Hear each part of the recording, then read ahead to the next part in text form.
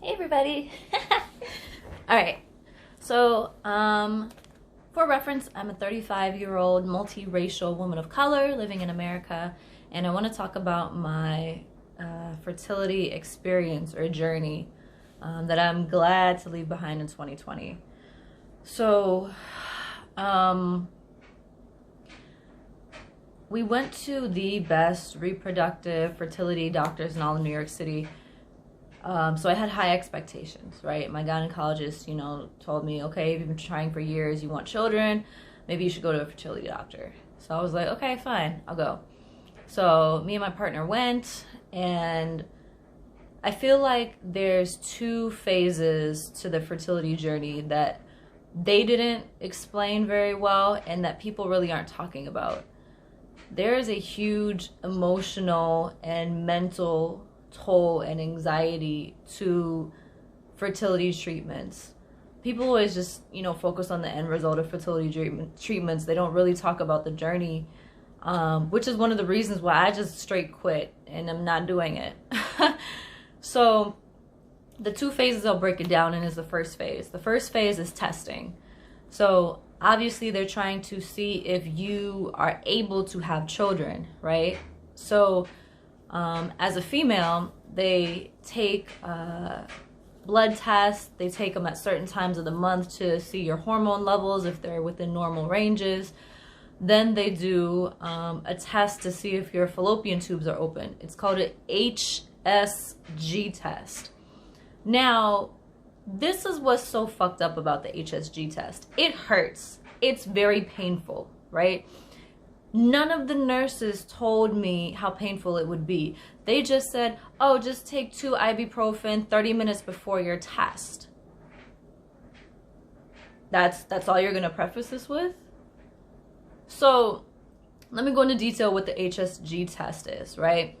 You lay on a really high table, pretty much naked except for the gown, legs wide open in the stirrups. I'm like, yo, am I about to give birth right here? Like, you got my legs in the stirrups, bruh. And the table, mind you, is like 4 feet high. So you have to climb on stairs to get onto the table. Okay? Then you lay down there, legs wide open, super vulnerable position. And I have a male doctor doing the test. A white male doctor, old white male doctor, who's just like, willy-nilly, it's just another day in the office for him. For my ass, I'm looking like I'm about to be restrained, and this is like some BDSM thing I don't want. Like, that's how I feel going in, right?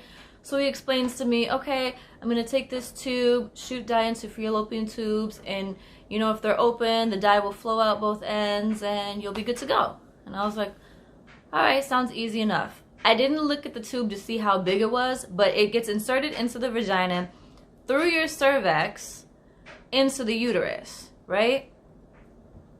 If anything goes into your uterus, you're gonna cramp. And I get period cramps, but they're not a big deal.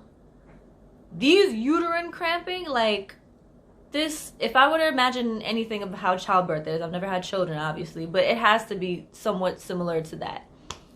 Because that uterine cramping, I almost passed out on the table. Okay, and I'm a person with a moderate tolerance for pain. I get shot in the arm, I get taken blood, needle goes through my arm, like, I don't flinch, right? I can take some pain. That pain? And I took 2 ibuprofen 30 minutes before I went to the test. That pain, I never want to have again in life. That is something they need to tell women about. That HSG test hurts. Hurts. Your girl had nausea, was dizzy, and was 30 seconds from passing out on the table from pain. Okay? It's not great. It's not great. Luckily, it took maybe 30 to 45 seconds to complete it, right? So the tube goes in, finally it gets to your uterus, you cramp like fucking crazy, like, what the fuck did I do? I guess he squeezes the dye in, it fills up your uterus. If your tubes are open, the dye kind of flows through the tubes and just flows out. And then after he sees that, or whoever it is sees that, then you're good to go. You're done. Nobody didn't explain that test. That sucks. So I went home mad as fuck, spotting for 2 to 3 days. And yes, the dye is red, but I know the difference between red dye and blood. Spotting for 2 to 3 days, which they said was normal. Thanks. So, and that was it. So that's testing, phase 1. You haven't even gotten to the fertility treatments yet. Just the testing phase in itself, I was mentally exhausted, pissed that my nurses didn't mentally prepare me for these procedures. So since they didn't mentally prepare me, what do I have to do? I go on Google, because the next step is doing the fertility treatments. After all the testing with me and my partner, our doctor couldn't find anything. I was completely healthy. My hormone levels were normal. My tubes were open. I have huevos and they're fine and in good shape. My partner has semen, has a good count, good movement, no problems there. We're completely healthy mid-30-year-olds. So then the doctor's like, okay, well, 10% of couples have what we call unexplained infertility. And mind you, infertility doesn't mean that you can't have kids, usually. The medical term is you've been trying for over a year and you haven't conceived. Therefore, you're infertile. Kind of misleading, if you ask me.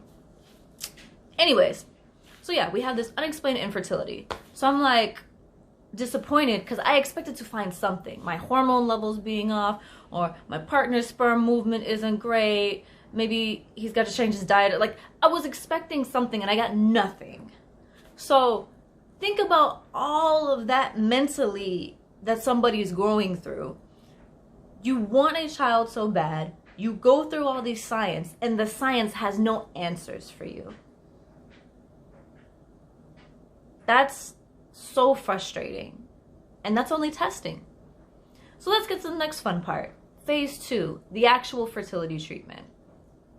There's 2 main fertility treatments, IUI and IVF. IVF is very invasive. They kind of stick this huge needle in you, take your huevo out, take the sperm, test tube it together, grow an embryo in a lab, and then re-inject it into you. Very invasive. And they put you to sleep to do these injections, by the way, because the needle is like insanely big. It's painful. So they put you to sleep. So that's IVF.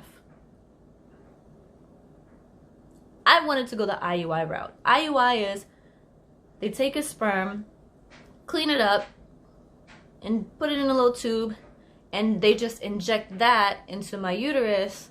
In the meantime, I've taken hormones for like 5 days, and then I take a booster shot into my stomach, and then the next day, then they shoot the clean sperm up into my stuff. So, like I said, since my nurses did not prepare me very well for what was to come, they were just telling me what was going to happen, which is not enough, because this is the first time I'm doing this. I don't know what a booster shot is. I don't know what these hormones will do to me. So I took letrozole was the hormone I took. That was pretty easy. You just take a pill or 2. I think it was a 5 milligram pill once for like 5 days, right? So it's supposed to, you know, stimulate your follicles and eggs and maybe try to produce more than 1 egg. 1 egg was ready and 1 egg was like half ready for me. The side effects I got from letrozole were, what do you call it when you sweat at night? Like menopausal women have it. Night sweats, you know what I'm talking about. that 10 o'clock every night. I was sweating. I was so hot. And it's wintertime here. I had the window open. Like, I was sweating hot. Night sweats. And this is a month and a half later. I still have night sweats. I don't know if the hormones have fucked me up forever, but this is not what I want. If this is what menopause is, this is terrible. Like clockwork. At night, I get hot, sweaty, hot, no reason. Not like hot, flustered, I'm trying to smash. It's just like, oh God, why am I hot? It feels like summer, and it's not. That's not cool. So I explained that to my doctor after I went in. He was like, oh, how are you doing with the hormones? I was like, to be honest, I have night sweats, and this sucks. He was like, sorry to hear that. So, but it was just kind of like, he just kind of passed over my comment or whatever. And I was just like, all right, cool. So yeah, so that was letrozole. And then the booster shot. So I've seen Being Mary Jane where Gabrielle Union like shot things into her lower abdomen. I was not looking forward to the booster shot. I got stomach fat, but I don't want to inject needles into my stomach. Like, I don't. So I didn't know what to expect. I was like fearful of the pain. And then I went to Google and saw a video of a lady doing it, and that just I mean, she didn't flinch or nothing, but I was just like, what the fuck did I sign up for? Luckily, the nurse did it for me, and it was over in probably not even a second, and it barely even hurt. Like, it hurt less than giving blood. And the needle wasn't even that big. It was so thin. She just like, she didn't even like pinch the fat either. She just kind of just stuck it, choop, choop, done. Like, it was done so fast. I was like, that's the booster shot? That's nothing. So that was a pleasant surprise. So yeah, they do the booster shot. They stick the tube of sperm up. Now, I told the doctor at the time, before she does this, I was like, is this gonna hurt like the HSG test? Because it's gotta go in the same hole. And she was like, it's nothing like the HSG test. It doesn't hurt at all. You might have some cramping later on the day before, but it's very slight. The actual procedure does not hurt. And I was kind of looking at her like, okay, all right, let's see what happens. And it didn't. It didn't hurt at all, which was great.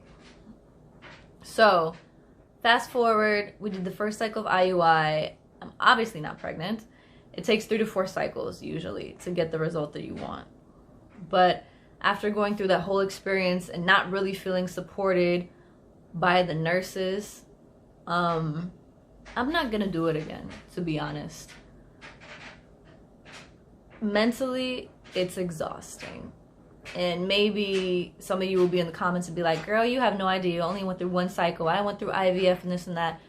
That's cool. That's you. But I'm saying, as a person who's middle-aged, who's at a place that wants children and has a great partner and is completely healthy and has tried for years naturally, this is extremely mentally exhausting and frustrating.